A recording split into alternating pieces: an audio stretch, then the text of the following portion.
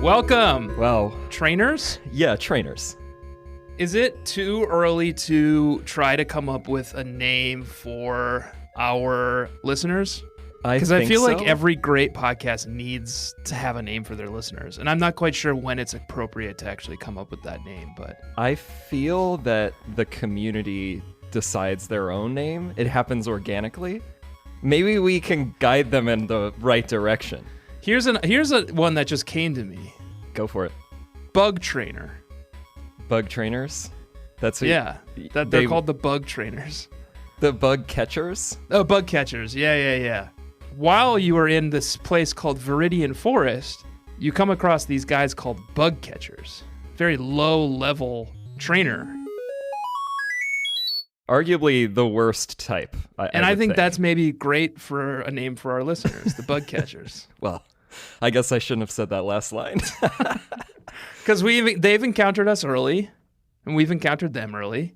They are nowhere near as good at training Pokemon as we are. Now that we are Pokemon podcasters, we are professional Pokemon trainers. We would be the ace trainers in the archetypes. Yeah. Yes. Maybe bug catchers is good, but we'll let them sort of zero in on it themselves. The bug type is a little, divisive, I think, because so many of them, late game, later generations, you get some pretty dope bugs, but this first generation is real rough. It's all they give you, too. Anyway, my name is Hitmonchanter Greenring, a.k.a. Tanner Greenring, and my co-host here is Joshua Fjellstead, a.k.a. Josh Fjellstead. I didn't know we were doing the nickname, but I can accept that. It's like Oshawott. Do you have another one? I just looked up OSH Pokemon, and it popped up Oshawott. Yeah, Oshawott is actually having a moment. I've noticed on Twitter recently. I don't really know how or why. It's a starter, right? Yeah, it's the starter in, I think... Gen 5. I already looked it up. Okay. Pokemon Black and White. I played the game that he was in, but I did not choose him because I really don't like that design. Oh, he's also in Smash. Oh, that must be why he's popping off. He's in Smash Brothers Ultimate as a Pokeball Pokemon. Okay, yeah. I don't know what that means. You're also a big Smash fan, right? Yeah, I'm a Smash head. So I should explain, bug catchers, that I am a 35-year-old man who has limited experience with Pokemon. I played Pokemon Blue when I was a kid, when it first came out, when I was 14, but already then I was a little bit too old to be playing Pokemon. And then I skipped You're never too old. Then I skipped every Pokemon game until XY, and I only sort of played that. So now I'm diving back into the wild world of Pokemon. And then, Josh, tell me a little bit about your Pokemon experience. I am a lifetime Pokemon fan for its life. You're younger than me. Oh, yeah. I'm Josh. I am a 30-year-old man. So I've been playing Pokemon for more than half of my life. My parents wouldn't let me get consoles, and I had to write my dad a letter in order to finally convince him to let me get an N64. But, that was true for me as well. I had an NES growing up, and then I wasn't allowed to have consoles anymore. Yeah, it was very weird, but I did figure out a loophole was Game Boys. Yeah. I guess my parents couldn't really figure it out. They just thought it was like a calculator. Yeah. And I could be like around, so I'm still like involved with the family or whatever. But so I started with Pokemon Blue, which is weird to me because I'm a big I like dragons. I think dragon type is one of my favorite types, but they're a little obscenely good. So it's sort of, I don't really say they're my favorite, but I chose Charmander as my starter in Pokemon Blue, but I picked Pokemon Blue because I liked the selection of Pokemon that were in it better. Is there a huge difference? I feel like there's like a dozen different Pokemon in each one. I also think it's probably worth explaining that you have quite an extensive collection of pewter dragons as well. So your dragon fandom extends beyond Pokemon. That's true. Yes, I collected pewter dragons growing up. Collected? Well, when my parents sold my childhood home, I was faced with a choice of either relinquishing all of the dragons or taking them. And of course, I chose the latter. And now there's been a resurgence in collecting dragons in their new roost. Because of GOT. Yeah, I'm looking at the difference, the version exclusives now. Blue is way better. Red has Ekans, Arbok, Oddish, Gloom, Vileplume, Mankey, Primeape, Growlithe, Arcanine, Scyther, and blue doesn't. But blue has Sandshrew, Sandslash, Vulpix, Ninetales, Meowth, Persian, Bellsprout, Weepinbell, Victreebel, and Jinx. Oh, and Magmar and Pinsir. It's weird that Pokemon Red, the fire version of the game, doesn't have Magmar, but... Yeah, but they've got Growlithe and Arcanine. They're the power hitters, I think, in that collection. We think the show's just going to be all us listing the names of Pokemon? Perhaps. I mean, yeah. I know that as I recently proved, I can name all of them off the top of my head from this generation. Oh, yeah. So there's going to be a fair amount of that. You did that at work, right? Yeah, in our talent show. We should explain our podcasting background, too, because we're both titans of podcasting. Oh, that's true. Yeah. I met my wife at a podcasting meetup, and now we're married and have a kid. And I am a co-host of another semi-popular podcast about the Babysitters Club books. In this situation, you're much more of the ace trainer, I think. You work at one of the most beloved and well-respected podcast companies in the world. Well, that's fair. I work at Gimlet. Are you allowed to say that? I think so. But anyway. And you're married to a prolific podcaster as well. Yeah, I am also married to Bobby Finger, who hosts a podcast called Who Weekly. So we've got a little bit of a... Titans of podcasting. That's right. It just seemed natural. I got to try it myself. Yeah. Well, and you're a white man, too, so... So I've got the... It was inevitable. I'm right there. Right in the sweet spot. Two white men living in Brooklyn. It's our siren call. We can't resist it. No. And it also seemed... we're around the 20th anniversary. It's time to kind of look back at the origins and just go all the way. Yeah. Well, it's a good excuse to just, like, play some fucking Pokemon, too, you know? That's true.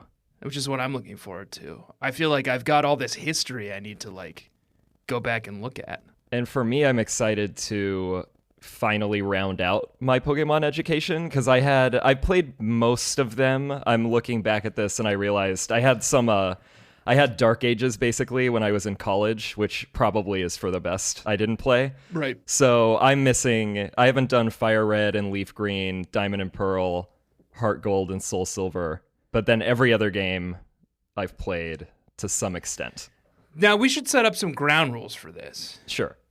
Because this week we played Pokemon Blue and Red Gen 1 on our Nintendo Advance SPs. That's our rigs, yeah. And we should also say I'm playing Red this time because I haven't played it before. Yeah, and I'm playing Blue. Right. We bought the actual cartridges and we're playing on actual Game Boys. We're not going to do any of that ROM or emulator shit. And that's out of respect for Game Freak. It's out of respect for Nintendo. Respete. And it's so that we can trade and battle one another when the time seems right. Exactly. With the battling part, I feel like at the end of the games is when we battle. We could have check-ins much like our rivals in the games will pop up. Oh, that's a good idea. It didn't seem worth battling this week because we both just have like Pidgeys and Caterpies. Oh yeah, my team's trash right now. It's like we have our starter and we have Pidgey and Caterpie. So it would have been Charmander versus Squirtle and I would have owned you. Yeah, it would have been a disaster. Although I do have a Butterfree. Oh, okay, great. That's my ringer. How do you even get a Butterfree this early in the game? Man, patience. It was really rough. I know from my past that Charmander is really tough in the first, 3 gyms. The first 2 in particular. And so I knew that I needed to raise something that had special attack that would be effective against Brock's rock Pokemon. Okay. And really the only option is Butterfree. Butterfree learns Confusion, a psychic move, at level 12. Okay. So it's effective. It's not super effective, but it did prove very effective. And where did you catch it? Does it evolve from something? Yeah, I caught up Caterpie in Viridian Forest, and then I had to do this horrible grinding because Caterpie and Metapod are just total garbage. Yeah. And weirdly, when you raise a Caterpie, it doesn't even learn Harden when it levels up, but all the Metapods in the wild, as you probably saw, just have Harden, and that's the only that move. Sucks. Like, you sit and, like, it's not hard. It's just time consuming because it'll sit and harden and harden and harden. And then, like, the chunk of HP you take off of it each time just gets smaller and smaller. And it's I'm not interested in this. Well, so that Charmander was good in Viridian Forest because he just lit it up.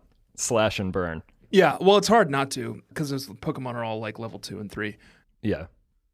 So back to the rules of the podcast. We are going to go through each game week by week, gym by gym. So this week we started up fresh games in Pokemon Red and Pokemon Blue, and we got to Pewter City and defeated Brock, the Rock-type gym leader, to earn ourselves the Boulder Badge. And you accomplished that feat, yes?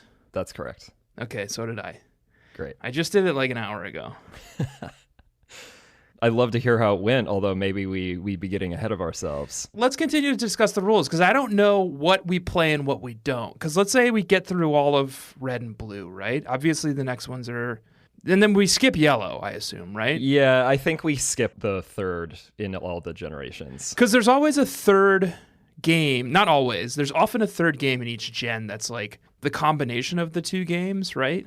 It can be, but often it's basically bonus features. Like, I remember Crystal is excellent, the third game in the second generation, because they added little animations to the sprites. Oh, yeah, that sounds fun as hell. Crystal is probably, we'll find out at the end of this journey, but Crystal is traditionally my favorite game. Well, you're not going to play it. And a lot of it is because it's got little, like, zesty features like that.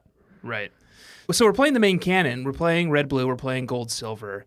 Do we play Fire Red and Leaf Green? I think so. Maybe part of that is because I haven't played it, so I really want to see it. But it's revisiting the Kanto region, right? That's correct. It's essentially just remakes of Red and Blue. Yeah, but they're, updated because that came out almost a decade after the original game. So And do they expand the national Pokedex? Like, do you get all the Silver and Gold Pokemon in Fire Red? That's a good question. I believe that I guess we'll find out when we get there, huh? I believe they threw in a different mix of Pokemon, which is at least partially because they introduce several islands that you can go to after, like, the Elite Four. Okay. And because of that, I think those islands all have different Pokemon. Okay. Now let me ask you about this. Pokemon Mystery Dungeon, Red Rescue Team and Blue Rescue Team. Oof. Are we playing those? I'm open to it. However, I would definitely want to blow through the main games first. Okay, so we're not going to do it in order of release. We're going to do the main vanilla Pokemon games, and then we'll go back if we decide to keep going and do the Mystery Dungeons and the whatevers. We could do Pokemon Conquest. I'd probably skip Pokemon Pinball. Oh no, we would definitely do that. And also, oh really? Okay. Pokemon trading card game that came out on GBC. Oh yeah, I did a bit of that. Gotta play that. Okay, so we'll go gym by gym this week, and we both did earn the Boulder Badge this week. How was your journey to Pewter City? The training the Butterfree aspect was a little rough, as I mentioned. Right. But it was ultimately fruitful because it took me so long to raise Butterfree that in the process I captured a Pikachu, which is ultra rare in Viridian. Oh, is it? I captured a Chew too. Well, it's like the rarest one in there. Well, I got him, so okay, not that rare. Well, not that rare for an ace trainer like me, am I right? I guess not. I was sort of expecting that Pikachu was going to be one of my... You weren't going to have that one. Nope, got him. I'm impressed. The Pikachu sprite in this game is very funny. It's not great. It doesn't look like Pikachu, the Pikachu I know and love. He's sort of round. He's very rotund. Actually, I named mine Churchill because of that. Oh, okay. He just looks like this boisterous, fat little rat.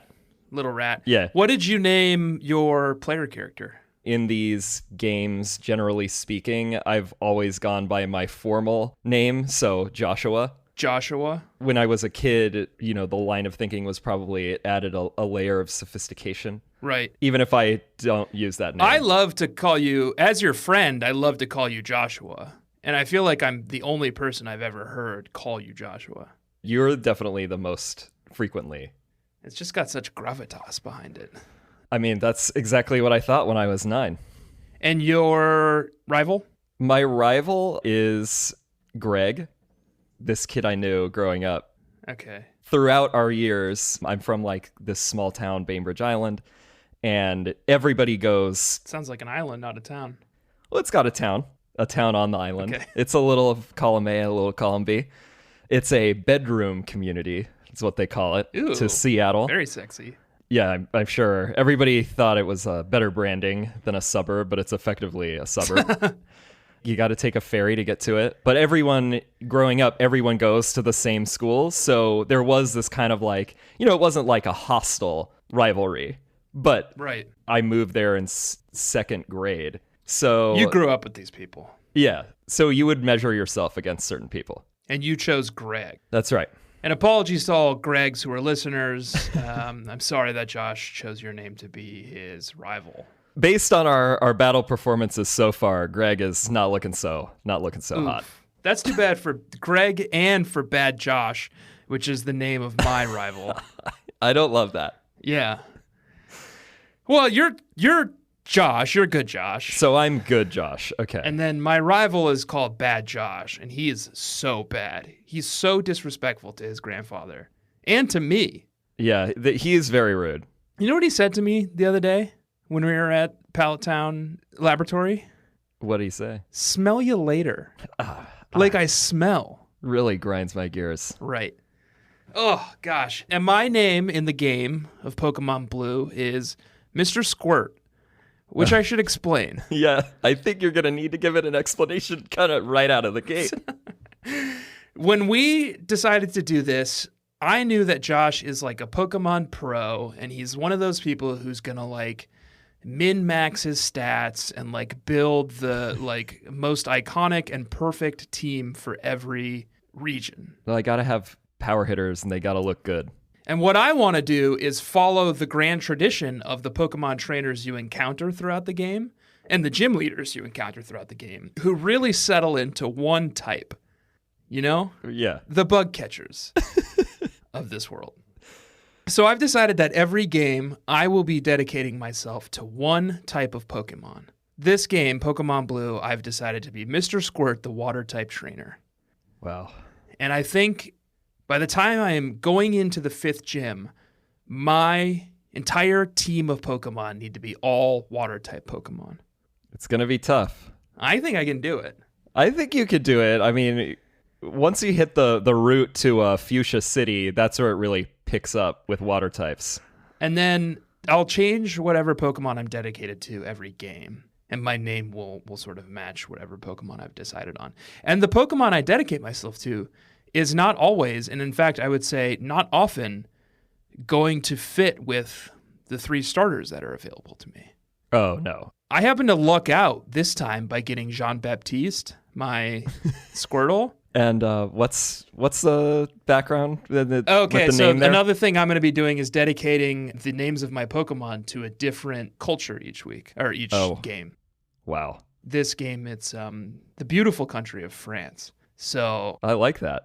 I have Jean-Baptiste, my Squirtle. I have Maurice, my Nido.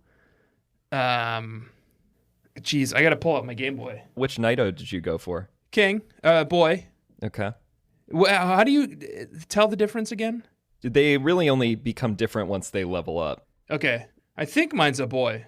Nido Queen is a little bit more defensive and like a tank. Oh, I'm sorry. Maurice is the name of my Rattata. Okay. My Nido is called Lucian. Oh, I like that. And I can't tell whether it's a girl or a boy. Can you tell from... That is a girl. Okay, I got a girl. This whole thing smacks of gender. Nido Rena. I'm also running a Nidoran female at the moment. Yeah, mine's a Nidoran female as well, and now I see where that is. Mine is named Elizabeth, my favorite monarch. Okay, and yours is all icons of British history. Ultimately, that is what's going to happen. However, at the moment, they're not that because only the final team will get that treatment. I know that Raichu will be in my final team, so Gross. Churchill will work. My Pikachu is named Anais. And what was that? Anais. Okay. I have no idea what that one looks like. Yeah. It's got the eye with 2 dots over it. Oh. So I don't know what to do with that. But none of these are all scrubs. My Nido is great, and she helped me get to Pewter City. But by the time I reached the 5th gym, there's only one Pokemon from this current lineup who I'm going to still be using, and it's Jean-Baptiste. So he's really who I'm channeling all my energy into. Yeah, that's fair. I mean, I don't even name all of them. Yeah. I do try to name the ones that are at least in my team, even if they're only going to be a bit player. Right. I'm also trying to play as much as possible without looking anything up.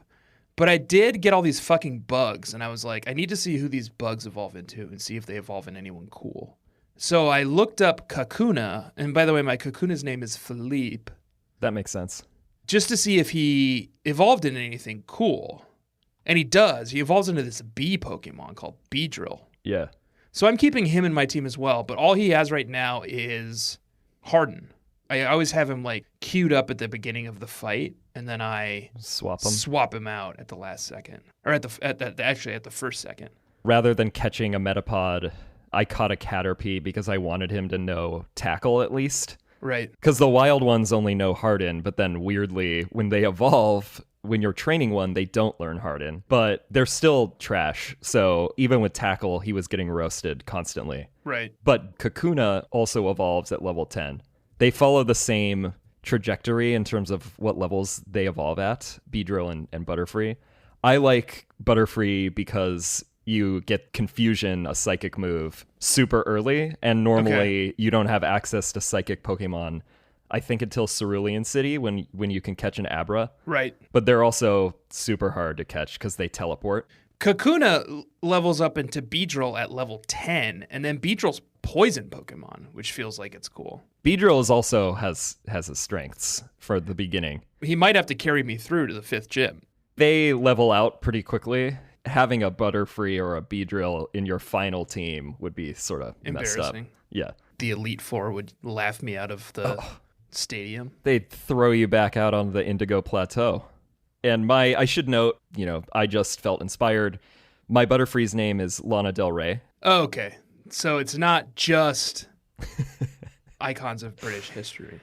No, I sort of fell into that, and I think I am going to run with that ultimately. But like I said, Lana Del Rey is never going to be in my final team, so that's fine. But also my Charmander's name is Litzard. Okay. So, because he's lit. Yeah. And he's a lizard. However, I think when I get to the name raider, I may revise that. Okay. Well, you do whatever you want, man. We don't all have principles we stick to, like certain types of Pokemon and a certain naming convention based on the most popular names in a given like region or culture. I like that idea a lot, and I might just do, British figures or something, but I feel constrained where I get inspired by the Pokemon and then I kind of just pop off whatever its name is. Yeah. For instance, my Spearo's name is Brian. Your friend Brian. There was some tweet several years ago that was just Bird Brian, like a spelling error. Oh, like bird brain, right. I do have a friend named Brian as well. However, it wasn't inspired by that. I don't know how someone would interpret, being named after a Spearow. I mean, maybe that'll be one of my future naming conventions. Instead of naming all my Pokemon after a region, I'll just name it all after my closest friends. I'm sure everyone would love that. To honor them. Yeah. Oh, this is my Grimer named Jack. Yeah. I actually, funnily enough, our friend Brian, his favorite Pokemon is Garbodor. He's like a garbage Pokemon. Which is the garbage bag. Yeah, he's just a straight up bag of garbage.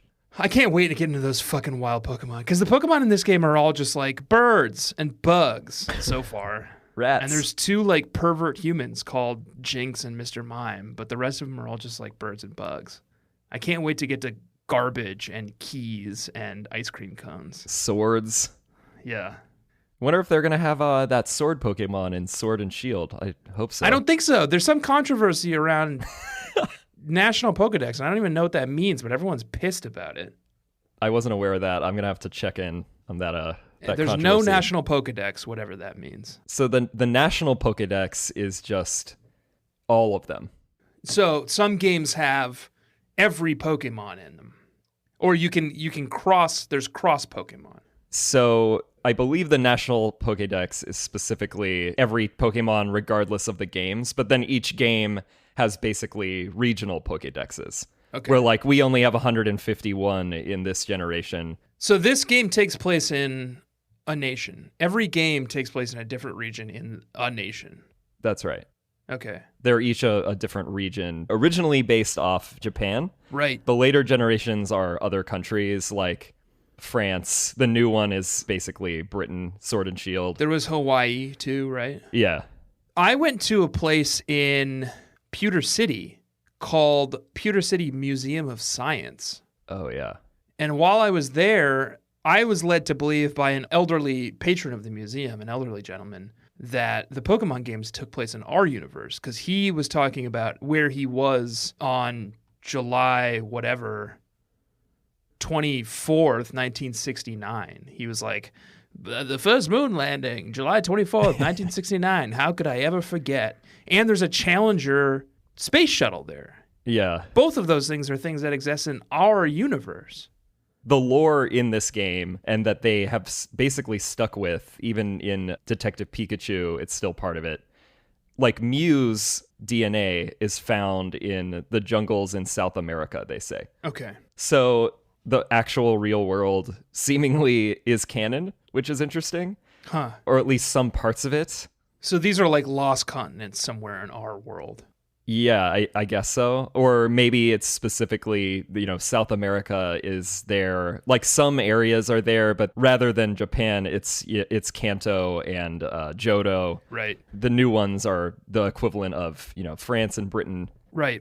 It's like in DC comic books, which I know you don't read, but yeah, they have Gotham City where Batman lives. And then they realized that they wanted to have New York as well. So they just made Gotham City exist in like New Jersey, right across the river from New York. And they're just like, that's just where Gotham City is. And it's like, are you sure? Are you sure Gotham City isn't supposed to be New York? And they're like, nope, different place. It's in New Jersey. Wow. And I feel like with the inclusion of little tidbits like the moon landing and Mew's DNA being found in South America, Game Freak have really backed themselves into a corner on this one. Oh, definitely. There's a whole subreddit that I encourage you to check out that's Pokemon Conspiracies. And I'm looking forward to it. You can really get lost in there. And there's like a whole thing about, so Lieutenant Surge, who is the gym leader in Vermilion City, he talks about how, he's Lieutenant Surge, so he's a veteran. The war is ambiguous, and if you think about the other regions exist, then theoretically, was he like in World War II or something? But there's also a conspiracy that there was some sort of other war that was devastating to the entire Pokemon world, whether or not that is our world or a parallel one. Right. And that's why there are so few fathers in the game. Their generation was wiped out, basically. That also is the reasoning people cite for there's no guns really, and it's everything was outlawed because of this devastating war. I don't think they have a lot of guns in Japan. That's also true. Yeah. We should probably settle on a name for this show. We should do that. Podcast Monsters was a good pun that you came up with when you charged me $25 on Venmo for my copy of Pokemon Blue. Mm-hmm. But it is taken by a different, and I'll put different in scare quotes, a rival podcast. Read worse podcast. So we do need to come up with a good name. And I'm not sure we're going to land on it today, but we do need to come up with a name before we release any of these, because I don't think they allow you to release podcasts without names. So we talked about this a little yesterday. There are a couple other options. We could do Podamon or just Podmon. Podamon sounds like Pottymon. When you put it that way, it really does. You have more experience with potties than I do, being a new father. I'm kind of a potty enthusiast. So Podmon would work because Pokemon is an abbreviation of Pocket Monster. We could pick some other aspect of the world to parody, like we could be the Elite Two. The Elite Two I like because it does sort of build up my ego. Right. I thought you'd like that. Something about trainers, maybe? The Ace Trainers, which is an archetype in the game as well. So that would still work. And they're all asexual? No, they have male and female icons, usually. Okay. At least in the earlier games. The Ace Trainers? Yeah, it's the class of Ace Trainer. I think they have names eventually. It's like Ace Trainer Jesse or, Ace Trainer Max or whatever. I'm going to go to Rhyme Zone. I'm going to put Trainer in and see what we come up with. Painter, Planer, Gainer, Abstainer, Campaigner. Let's go to Bulbapedia. I'll be citing that frequently. As any Pokehead knows, Bulbapedia is the authority on all things Pokemon. I like the other one. Cerebi.net. Cerebi, yeah. Yeah, that one much is good. less user-friendly, but it seems much more serious. You kind of have to use both to really figure it all out. It's tough, man. Kanto, the Kanto kids. That's kind of good. Gym leaders. The Indigo League. The Professors. That sounds weird. It sounds like a professor's podcast. We could be a team something. Team Rocket. Oh, Team Podcast. No. Team Pocket. I mean, Team Pocket. You got your phone, probably listening to it on your phone. You got your phone in your pocket. Like I said, we're not going to land on it this week. No. But we'll get there. We'll keep talking about it off mic. Yeah, we'll noodle on that one. We're going to noodle on it. Can I tell you this? Sure. I beat Brock in that other scrub in his gym in 4 hits. Well, I mean, you're bubble blasting. I cast bubble 4 times and tore through that gym. Yeah. I got through Pewter City Gym and earned the Boulder Badge with 4 bubbles. It was a tougher fight for me. Yeah. Butterfree was my ringer for sure. I would have been toast without Butterfree. I mean, sorry, Lana Del Rey. Right. I got through both of them, but then when Brock sent out his Onyx, the Onyx managed to take out Lana Del Rey. But she had already landed, I think, 2 confusions. So then I just deployed. It was a risky move, but I sent Brian in there. He pecked that pile of rocks until he was dead. And that works, huh? It worked. Wow. That's great, man. Well, it only took me 4 hits. You know what I said to Brock? I said, this fight's going to be 5 hits. Me hitting you with bubble 4 times and you hitting the ground. And that was it. And he was sniveling on the ground before me, bleeding out. Wow. Here, sir, just take my Boulder Badge. I said, yes, I shall. Do not mess with Jean-Baptiste and Mr. Squirt. And send a message to all your other gym leader friends. Yeah, tell Misty I'm coming for her next. Now, Misty will be an interesting one for you. Somewhat of a North Star, you would even say. We're just going to trade notes, Yeah. I'm going to look around the gym a little bit and be like, maybe this is where I want to set up shop. I mean, it's got it all. It's already got the pool. Can you tell me when I'm going to get a fishing rod? Because I feel like that's going to be instrumental in my ability to pull off Mr. Squirt's agenda. I think you got a little bit of a wait. You're going to be getting an old rod as the first one. Okay. An old rod is pretty bad. As long as I can catch a Poliwag with it. I think in the first games, the only Pokemon an old rod can catch is a Magikarp. Oh, I'm fine with that too. That sounds cool as hell. You get it in Vermilion City, so we're still kind of far out from there. And then you get a good rod, which is where the action really comes in. I think is Fuchsia City. And which gym number is Fuchsia City? Do you know off the top of your head? The 5th gym. Okay, so that's perfect. That's what I need to have my all-water team by. Yeah, it'll work out. I would say you should face Koga, the gym leader there, with all-water Pokemon. And I will. What I'm going to be interested to see in our next episode is whether or not you go for that scammer in the Pokemon Center outside of Mount Moon who offers a Magikarp for $500, which is obviously a ripoff, but it's level 5. It gives you the ability to get a Gyarados much sooner than you would normally. Yeah. But you got to raise them to level 20, and it's brutal. I'm fine with that, and I'm absolutely going to do that. I usually do. I'm an advocate of that. Because you're not going to be able to get your own Magikarp for a couple other gyms, right? Not until you get the old rod. Right. And if you have a Gyarados by the time you're, around like Lavender Town kind of a thing, you're...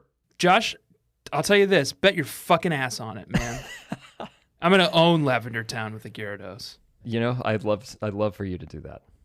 I guess the one other, we're talking about knocking out these scrubs. There's sort of a bonus fight scene with your rival that you trigger on the outskirts of Viridian City. If you're the Indigo or Route 22, right? You must have gone to the patch of grass because that's where you can catch the Nidorans, the Nidos, yeah, and Spearow as well. I did, and he gave me a lot of trouble, I'll admit. At that time, I just had my Squirtle, Jean-Baptiste, and he wasn't at a level that did me any favors, and Bad Josh kept using his Pidgey and sand attacking me. Oh, yeah. And then my fucking Jean-Baptiste couldn't get a fucking hit out, so he would just sand attack me like 10 times and then gust me until I was dead. Yeah, he's sand attack happy. So I had to go and catch Maurice, my Nido, and go and level Maurice up to like level 10 or 11 and then come back and fight Bad Josh. And then I finally bested him. Yeah, I had a very similar experience with Greg. I kind of stumbled into it. I knew he was over there, but it was sooner than I thought. Yeah. I only had half beaten up Spearow and the Nidorans, and then Litzard, the Charmander. And I also got into the sand attack trap. It was rough. Yeah, it was tough, but I finally destroyed him, and he fell on the ground to his knees before me and begged me not to kill him. And you were merciful, I hope? Yeah, I was merciful, yeah. That's good. So I'm going to have to face him again, I suspect, because I already have faced him twice. He's a dickhead, by the way.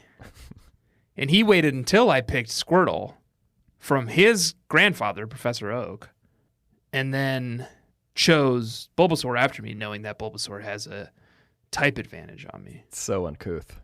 And then you know what he said? Smell you later. Like I smell. I just hate that. Right? Yeah.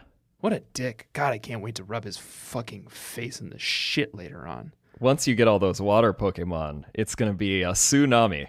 It's going to be a tsunami with Mr. Squirt and Jean-Baptiste coming for you, Bad Josh.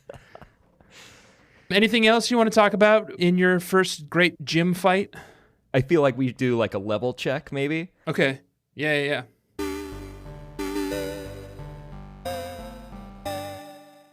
Elizabeth is level 10. Brian's level 10.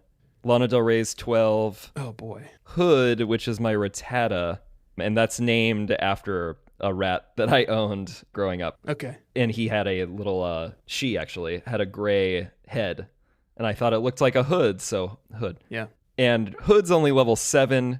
Litzard's level 11. Churchill's level 4. Okay. You and I have different approaches. All right. Because Jean-Baptiste is level 15. Oh, wow. And Lucien, my Nido, is level 14. And then Gael, my Pikachu, is level 4. And Adelie, my Pidgey, is level 3. And Philippe, my Kakuna, is level 4. And Anais, my...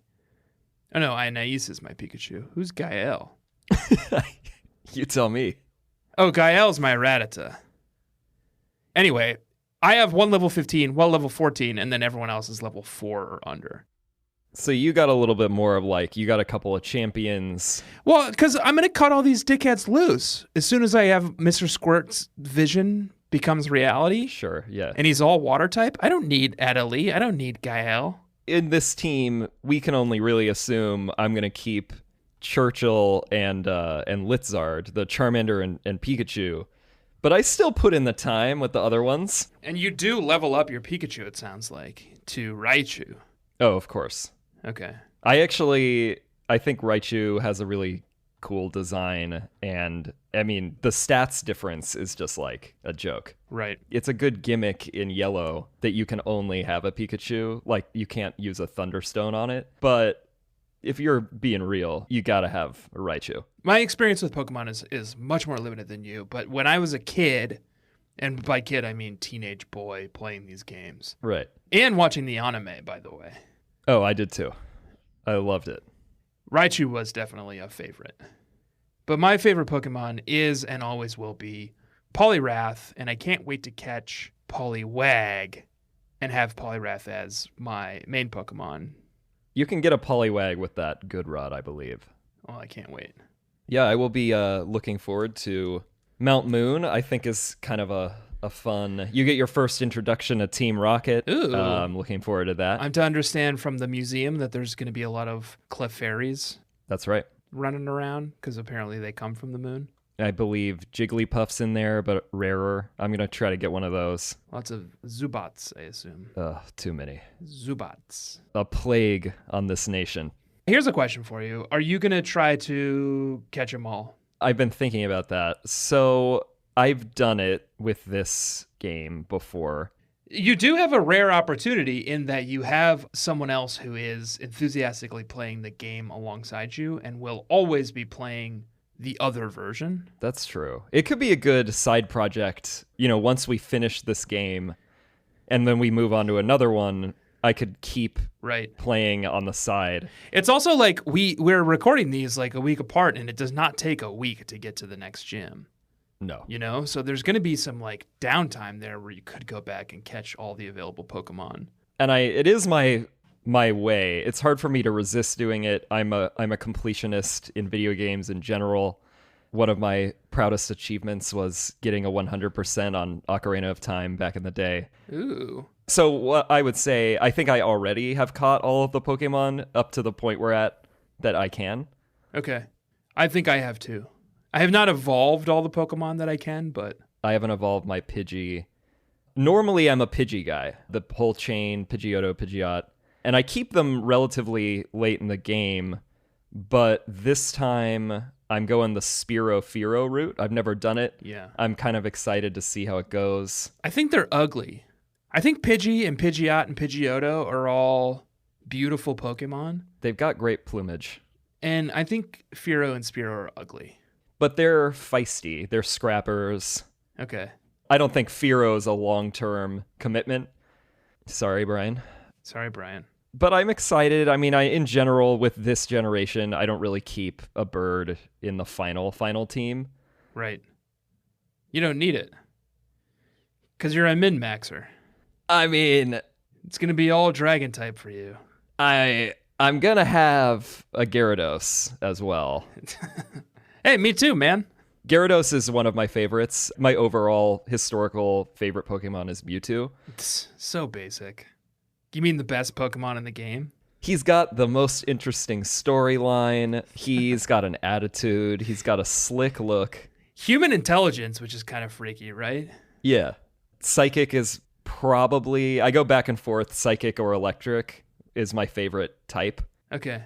So he's not going to be in my final team because I don't want to have any legendaries. I'll go like Alakazam, probably. Well, you're going to need help from somebody to get Alakazam, my friend. I'm going to have to call in some favors on that one. Yeah. I'll find some Pokemon that requires a trade. What other Pokemon require trade evolutions in this series? Haunter to Gengar. Any water Pokemon? Because that's really what Mr. Squirt is. I don't think you're going to... Pretty focused I think you're okay. Okay, great. Someday I'm going to require a favor from you. And when that time comes, I hope you're amenable. I'll definitely be open to that discussion. Okay. I know that if you ever do water again, there is... Seadra gets another evolution late, I think in the next generation, Kingdra. And that one you trade. There's a lot of Pokemon types out there. I don't see myself repeating water again for a game. You could cover off on a fair number of them, actually. Be interesting to see if you do Fairy later on. I'll do Fairy. When's Fairy introduced? Like XY? Yeah, I think so. I'll do Fairy for XY. Oh, wow. Yeah. That'll be interesting. I mean, a lot of the classics become converted to Fairy, like Jigglypuff, Clefairy, but I don't really know. I'll instruct you when we get there. How do we end the show? My name is Hitmonchanner Greenring, aka Tanner Greenring. And I'm Joshua Watt, aka Josh Fjellstad. And this has been a Pokemon podcast. Untitled for now. Untitled for now. We got to figure out the tagline, but I would put forward, we got to cast them all, is one idea. Who suggested it yesterday? I can't remember now. I thought it was me. I don't think it was. So Mike suggested just straight up just making it gotta catch them all. Oh, gotta catch every episode. And maybe that's the sign off, right? In regards to the podcast episodes we're putting out, you do gotta catch them all. That's right. Yeah. But once we're a big success, I don't want to get sued. Gotta catch them completely. Gotta catch every single one. Yep. This week we got to Pewter City. We claimed the Boulder Badge. Next week, join us as we battle our way to Cerulean City. Cerulean City to get the Cascade Badge from the gym leader, Misty. Misty. And we will see you then. All right. Smell you later.